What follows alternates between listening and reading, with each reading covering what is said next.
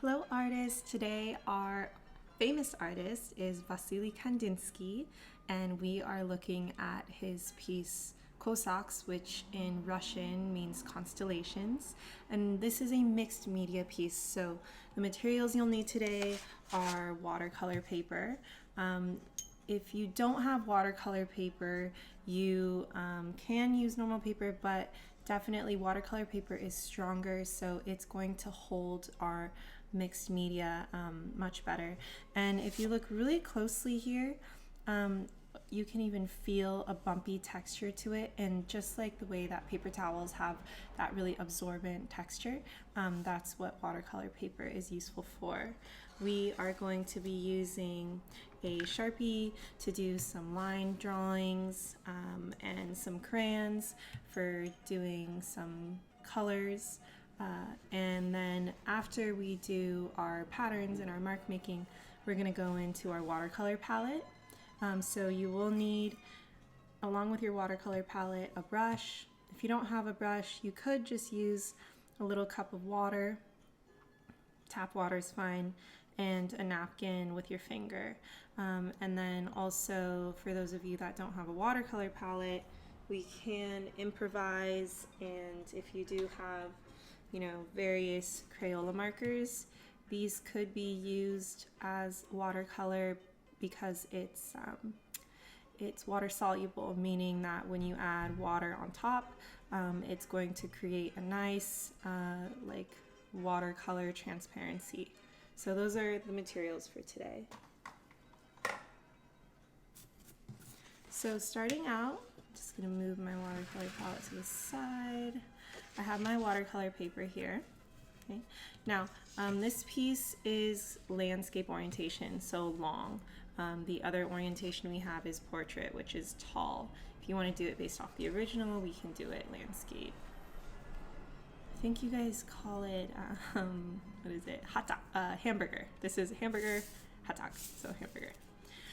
So yeah, the first thing we're going to start out with is our Sharpie. So I always like to start with my name,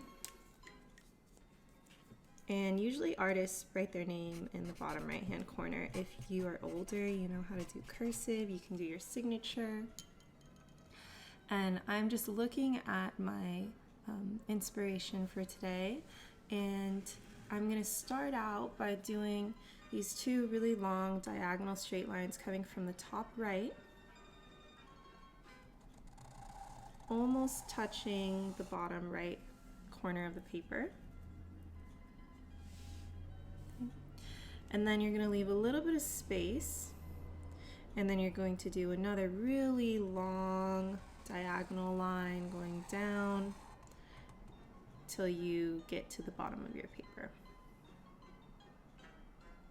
So I want to make it more bold at the bottom, so I'm going to do a little short straight line, and then I'm going to bring it up until it meets in the middle, and then this is going to be colored in, so you're going to fill in this space right here.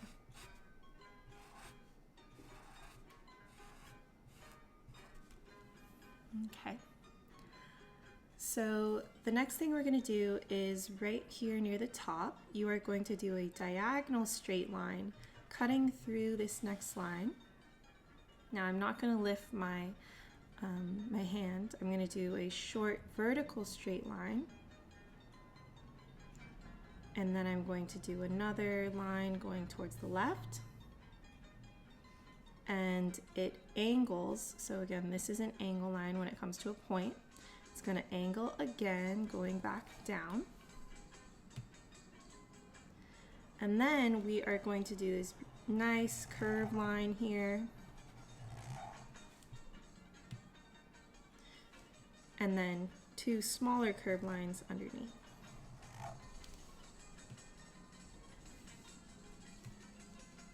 Back where this line comes to a point, you're going to do a curved line curving off the side of your paper. I should say, if you are working on your table and you don't want to get any marks on it, one thing that I do is, you can just get a scrap paper and put it underneath, That way, if you go off the edges, you know, it's really no problem, and then you can always just continue to use that. That's just a good idea for those of you, since I know we're all working at home right now. All right, so the next thing we want to do is make some areas a little bit more bold. So this first curve line, I'm going to do 2 more lines, just touching it, and it's going to create a really thick, bold line. Then on the end of that curve line on the left, we're going to do a super long curve, curving up towards the left side of the paper, a short straight line going down, and then it curves around. So the cool thing about Kandinsky is he was really inspired by music, and as we learned, you know, he actually was using the feelings that he had for, you know, music when he would listen to it to influence his work. And so this is an abstract work, so you may be able to see different elements of this piece that remind you of things. Like when I look at this, it almost looks like a building of some sort. I'm not quite sure what this is, but you know, it's really cool because it allows us artists to come up with our own interpretation.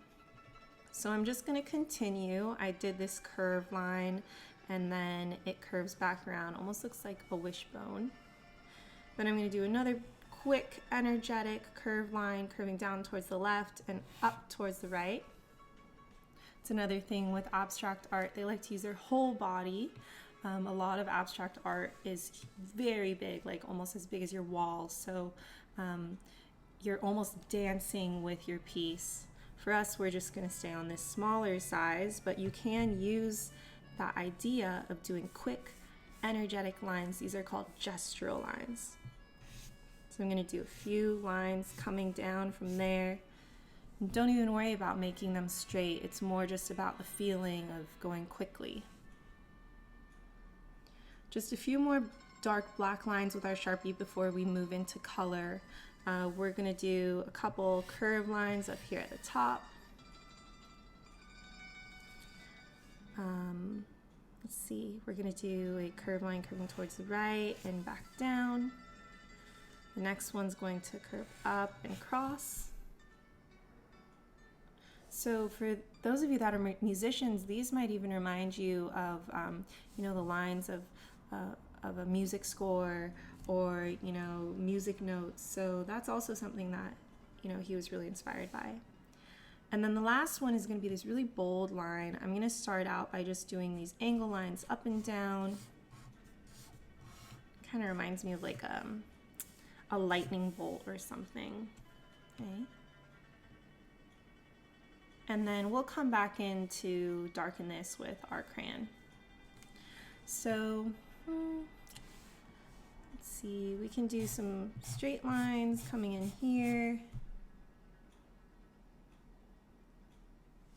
A few short straight lines peeking behind these long ones. And then that's it. So you can go ahead and put the cap on your Sharpie. I always like to do that to make sure that, you know, it protects the integrity. You guys take care of your art supplies. And then we are gonna go on to our crayons. So I have a bunch of crayons here, but really, you know, I'm gonna show you guys the colors based off of the original. But honestly, whatever colors you'd like. So if you feel drawn to follow along with me, that's cool. If not, if you want to do your own color scheme, that's also fine. This lesson is more about the way that we can use different materials, mix them together, and create some really cool color mixtures. So I'm just grabbing, let's see, the colors I see: red, yellow, green, blue, darker blue. I see a little bit of pink in this piece, and kind of a brown. Okay. And I also see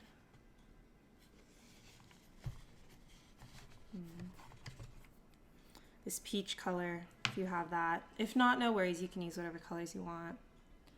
All right, so we used ink, so the Sharpie is ink material. Now we're going to use crayon, which is a waxy material. And the cool thing about crayon is it will resist water. So we'll get into that a little later, but for now, we are working, this is a process. So first step, black ink, next step, crayon. So I'm gonna start out, there's this like cool rainbow here towards the middle. Oh, actually, you know what? Grab your blue, and I'll leave these here so you guys can see if you're still looking for those colors. Go ahead and grab your dark blue color. Okay, this is if you're using Crayon, it's cerulean, and you're just gonna go ahead and do a curved line from the right side here, curving down, and then it pretty much meets where this black line is. So that's a nice big curved line coming down here. This is almost reminds you of the line of a landscape, like a hillside or something. And then we're also going to add a really long vertical straight line here. Okay. And then before we, add some shading, I'm also going to map out just underneath this black line. We want to leave a little bit of space. And you're going to go ahead and do a curved line, touching here, curving up, and then down. So this is going to be the bottom of our rainbow shape. Okay, that's pretty much it for this color. Let's see, I am going to look for a slightly darker blue. All colors have different shades, different values. So this is a lighter value, this is a darker value. You gotta be careful because they look so similar, but when you read them, if you can read them, they're different colors actually. If you want to test colors too, you can use your scrap paper. I like to just use it and then do a little color swatch, see what colors I have, or you can even flip your paper over. That's a good idea too. So now I'm going to use this blue, and I'm just going to color some areas right underneath the blue hillside that we mapped out. And again, this is more about technique, so less about, realism, trying to do it exactly the same as me. It's a little more free, so you can follow along, but you can also just add, whatever colors you'd like. I'm showing you based off the original. So really quick, energetic lines, add those colors in there. I'm gonna do a little outline right underneath this curve. And then I'm also going to do just a little bit of this color touching the top of this black kind of angled line that we have here. Cool. Okay, so that's it for our blue for now, so you can put those to the side. The next thing I'm going to go into is green. So I have this like curved line here. Makes me think of a cloud. And then, so 3 curves, straight line, colored in.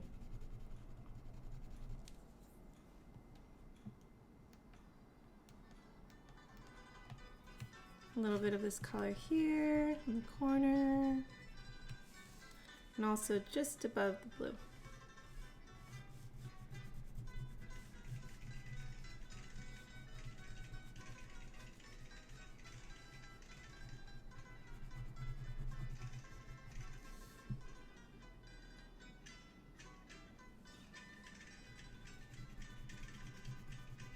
This is one time I'm gonna say it's cool for you guys to scribble, you know, scribble scrabble. That's fine.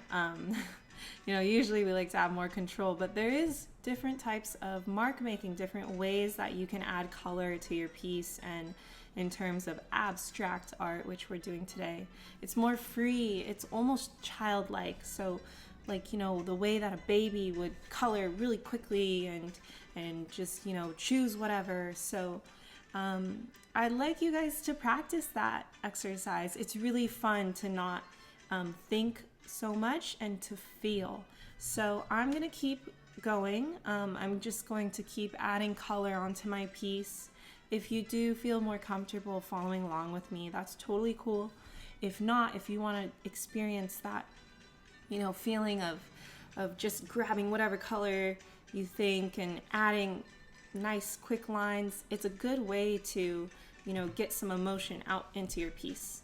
So I'm going to just play our music. I do have some, it's Russian music for us because that's where our artist is from. So I like to incorporate music from, you know, their time and their place of origin, because it also helps influence, you know, our feeling of being with that artist at that time.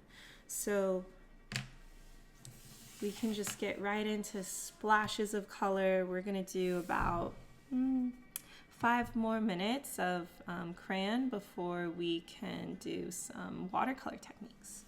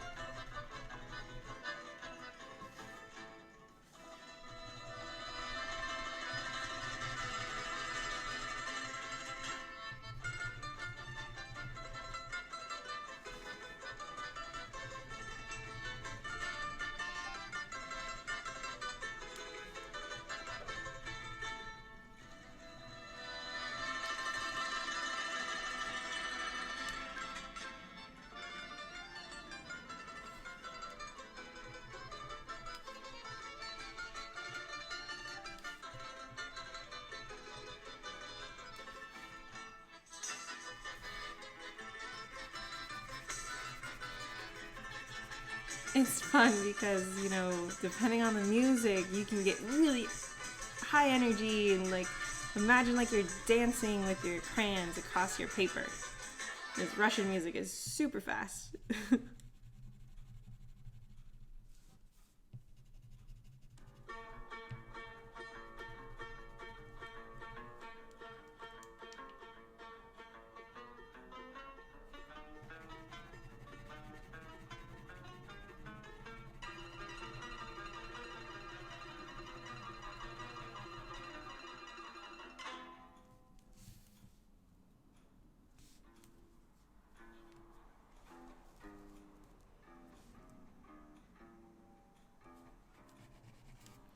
So as you guys are working, I want to show you there's different values you can get. So if I'm barely adding color, barely touching the paper, it's really light.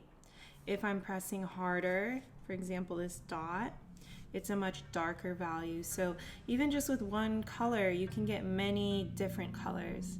And so I'm just adding thinking of my elements of shape, I'm adding dots, I'm adding lines, different curves. So those are the different elements of shape, but you can also just play around with light areas of color where you've just added some, really light, almost transparent, that means see-through color swatches.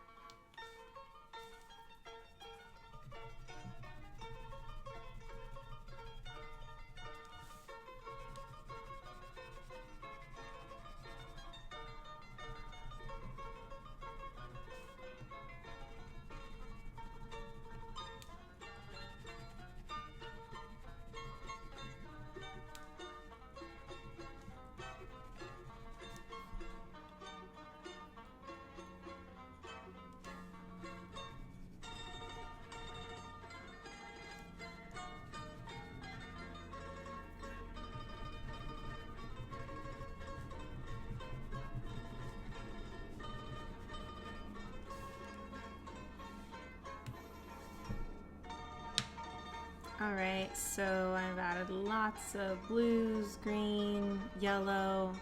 Now I'm going to move into some reds.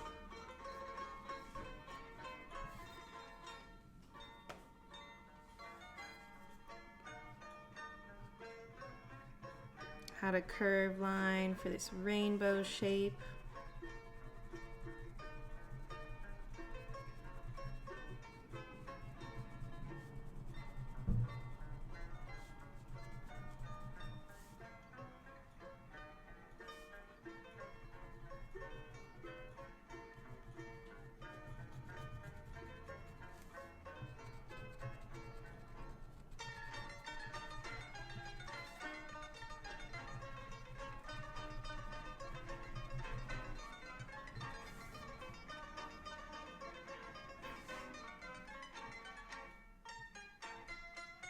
Gonna create this big egg shape. So this is a circle, and then I'm going to fill it in. The other thing is when you're using different materials, different types of material will recede, so will look further away, and others will come forward. So even though the black lines were the first ones we did, the black looks like it's closer to us just because it is opaque, which means it is not transparent. It is not see-through. Like the crayon can be a little bit more transparent.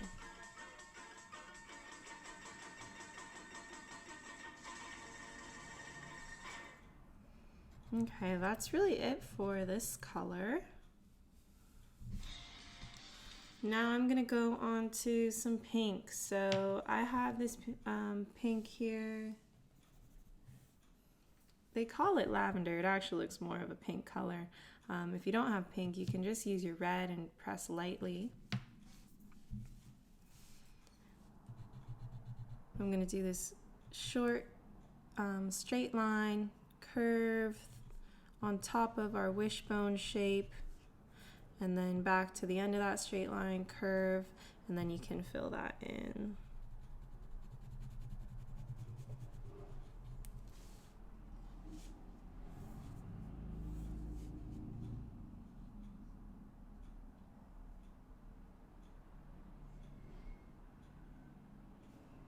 Okay, and then let's see, where else do I have that?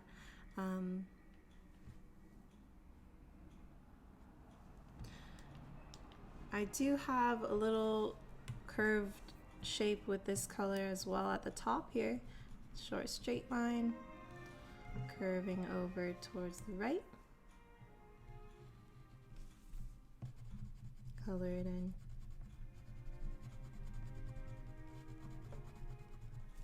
The other cool thing is, as you're listening to the music, you know, certain colors have emotions too. So, you know, yellow has really bright, kind of happy feeling, and red is more powerful.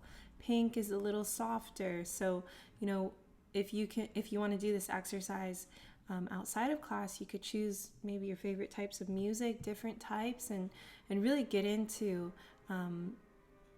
how it feels. So like when you listen to this song, which is a piano concerto, so when you listen to this, like what colors come up for you, what feelings, you know, that's a really cool exercise. And a lot of artists get inspired by what they see, but they also are inspired by their other senses too, what they feel, what they touch, what they smell, what they taste. So and then, you know, what they hear with music. So that's pretty much it for this color, unless you want to add it anywhere else. We can do a little bit down here.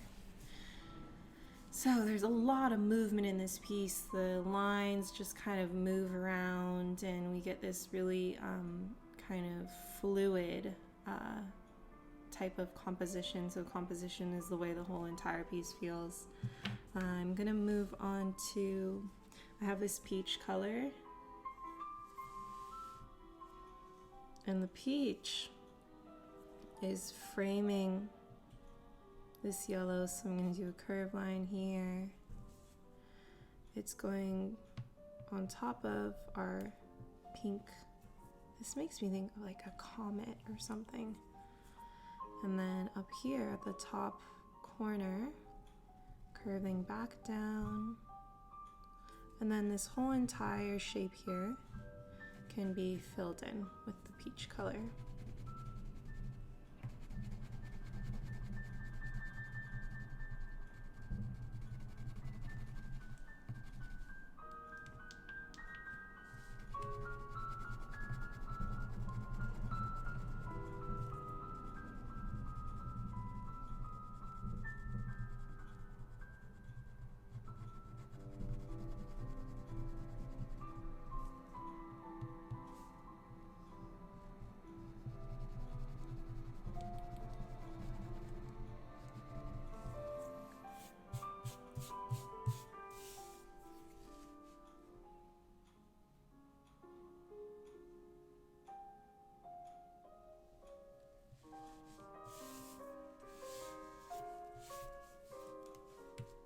Okay, lovely. All right.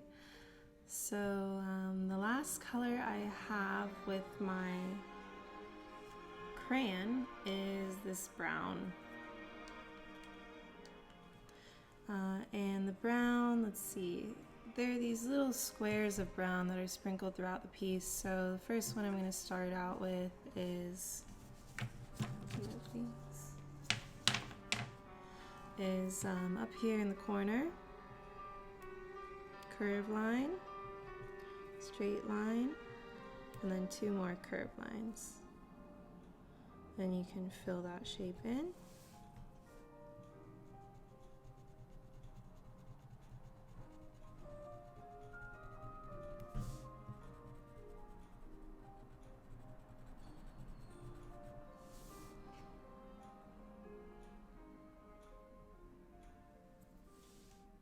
Then moving clockwise, so up here where these bunch of yellow live, we can do curved.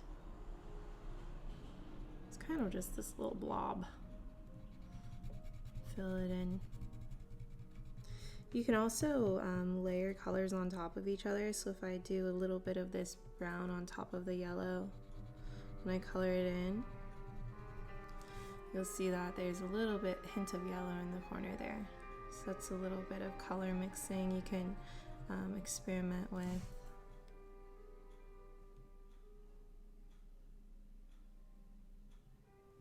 All right. The next step we're gonna do is there's 3 little squares here.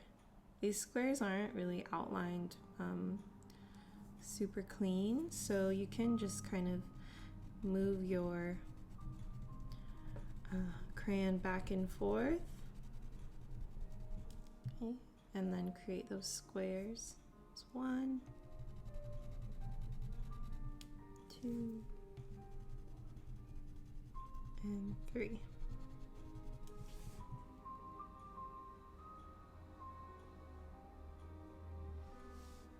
There's a couple little dots right underneath the first square.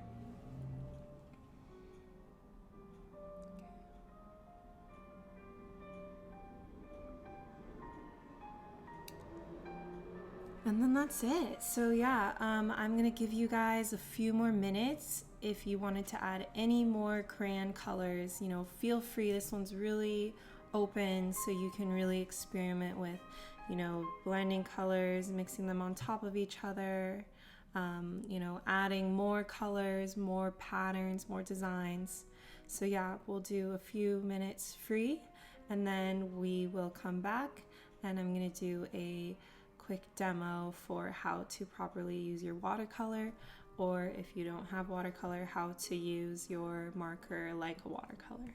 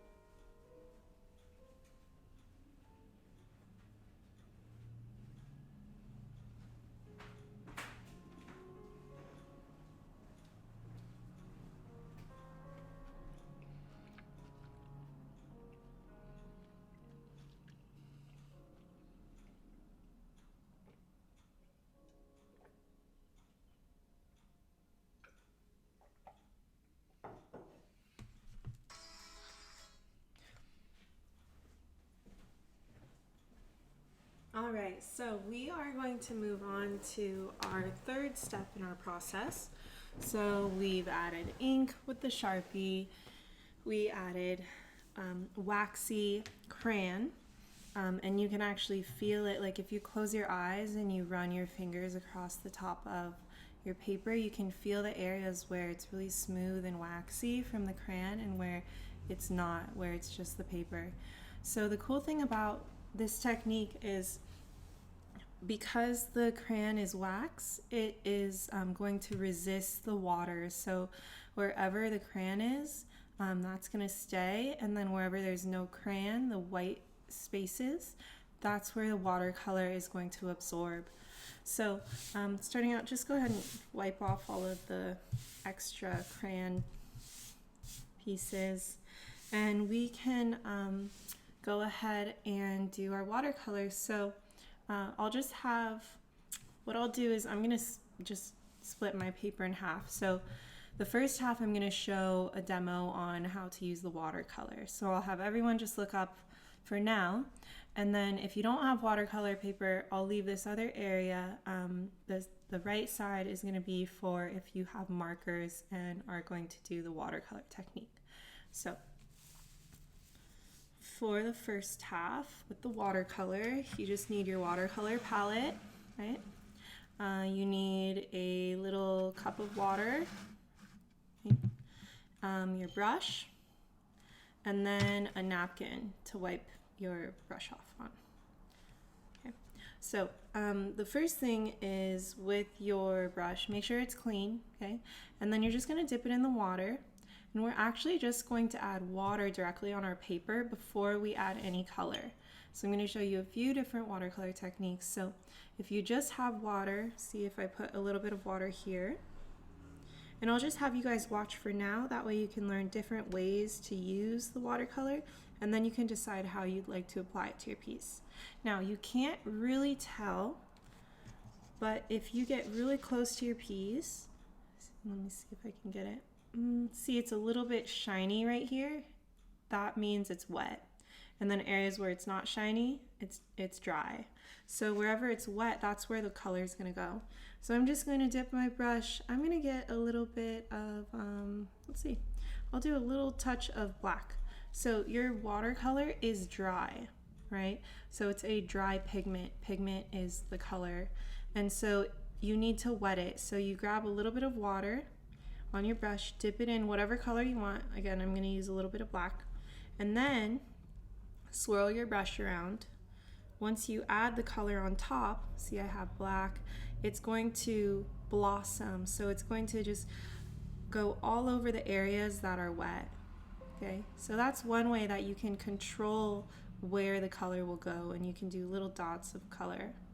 Okay, so that's a more fluid kind of color mixture. You can also, if you rinse your brush off, you don't want to press down really hard. See how that's really hurting the hairs of your brush? It's like your hair, you want to take care of it.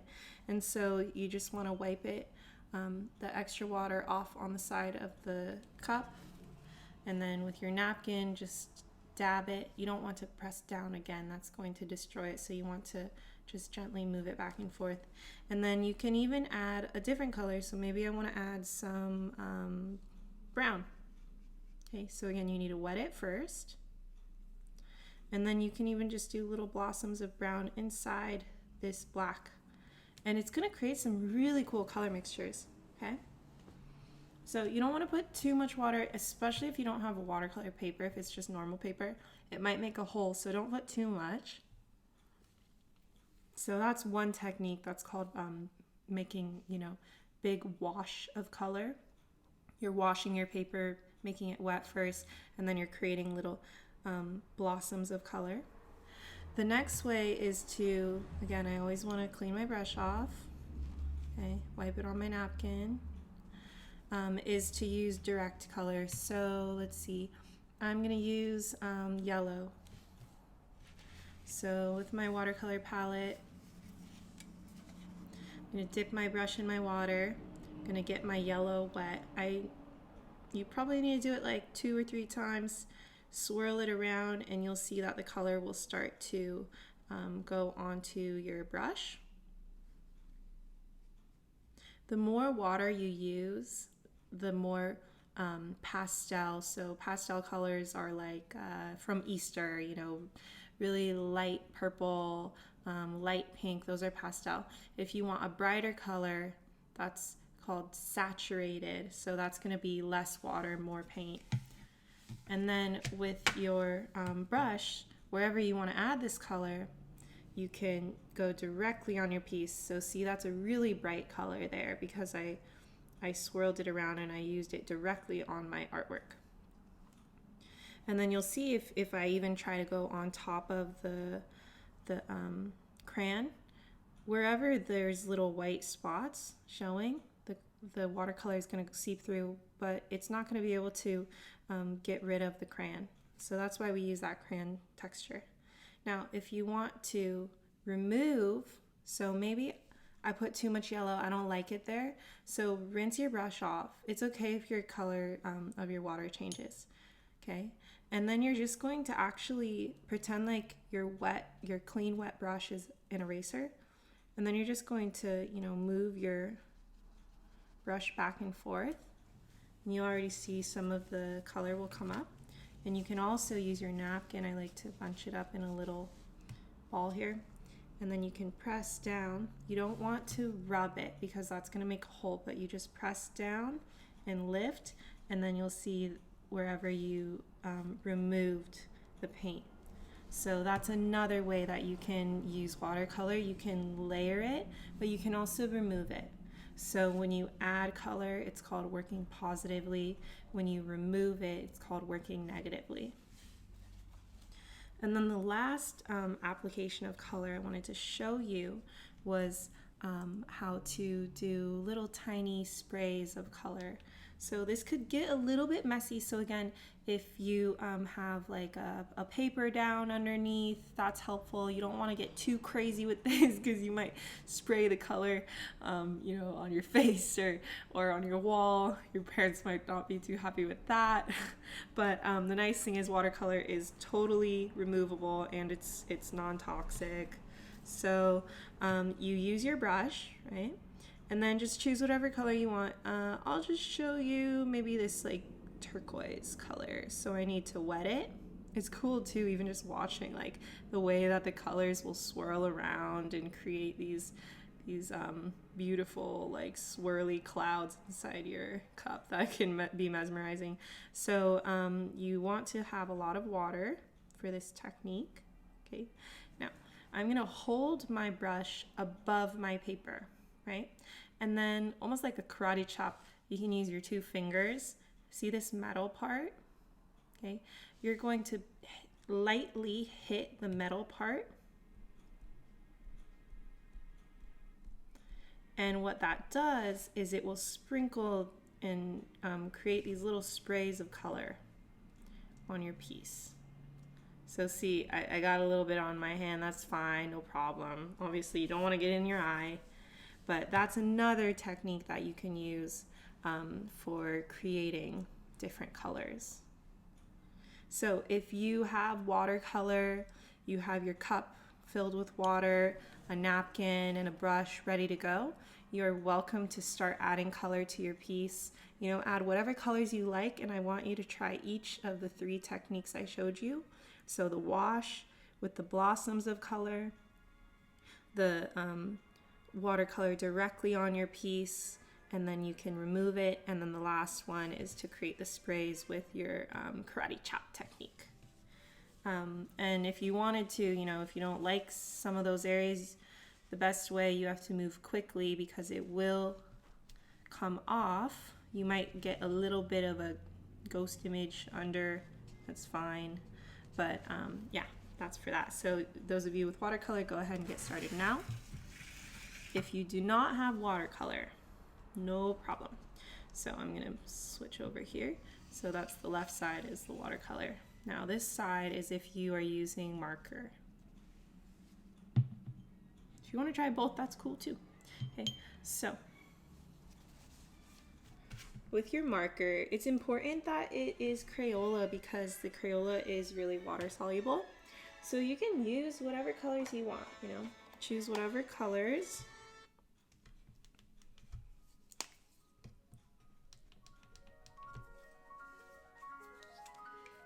So whatever colors you want.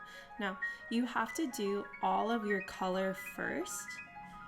So you have to put all of the color down with your marker before you add any water, because if you try to put your marker into the water, it is going to destroy the marker, so make sure you don't do that.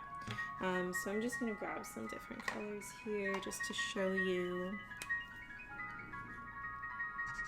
And the cool thing is you don't have to color it in really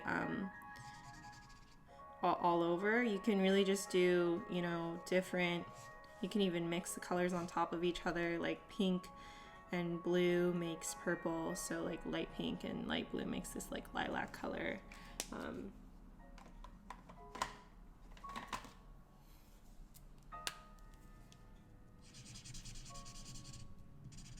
right. So adding wherever you want color. And again, you know, the wax of the crayon is going to resist the marker as well. So once you have added color wherever you want it, make sure you do that first before you add water. If you have a brush, great, you can use the brush, okay? So you can dip your brush in your water, and then you can add, you know, big areas of water. And when you blend it, it creates a watercolor texture. And you can even try, like we did with the watercolor, try going on top of your crayon. It's not going to be able to erase the crayon, okay? If you don't have a brush, that's cool too. You can use your finger, okay? So you can dip your finger in the water. This won't stain your finger, so don't worry. And then you can, almost like finger painting, add water on top, move it around, and it's going to get rid of, you know, those harsh lines and create this watercolor. Now, just like we did for the watercolor, if you want to remove, it's going to be the same way. So you can get your napkin or paper towel, okay, crumple it up into a point, and then if maybe I want to remove some of this here, I'm just going to press down and lift, and then wherever I lift it, it's going to remove a little bit of the color. So the one cool thing about the using your marker like watercolor is the marker is super pigmented, so it's really saturated color, it's really bright and vibrant, and you can you know, use that to your advantage. So with watercolor you have to do many layers on top of each other to build it up to this deep of a teal or turquoise, but with the marker you just do one stroke and a little bit of water. So that is it for our lesson. I'm going to give you guys some more time. Let's see, we have about between 5 and 10 minutes to experiment with our watercolor, and then at the end we will just go ahead and share our work.